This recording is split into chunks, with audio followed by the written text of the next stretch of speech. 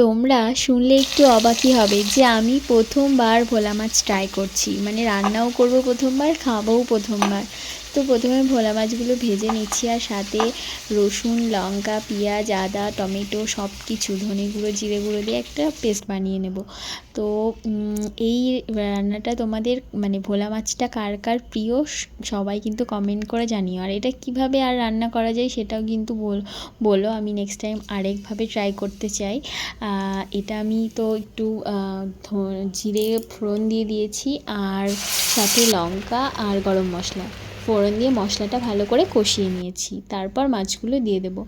আর এর সাথে আমি রুই মাছও রান্না করেছিলাম, মানে ওটা আলাদা এটা আলাদা, দুটো মাছ রান্না করেছিলাম, বাট আমার তো প্রিয় রুই মাছই। তো যাই হোক, এখানে এই যে আমি একদম কষা কষা করে নামিয়েছি, একটুও মানে ঝোল বা কিছু রাখিনি।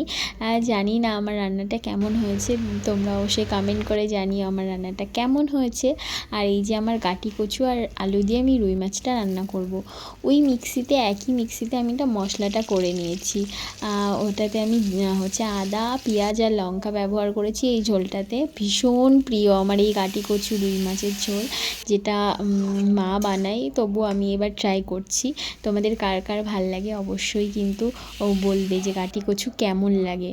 এই যে আমার রান্না কিন্তু প্রায় ডান, মাছগুলো দিয়ে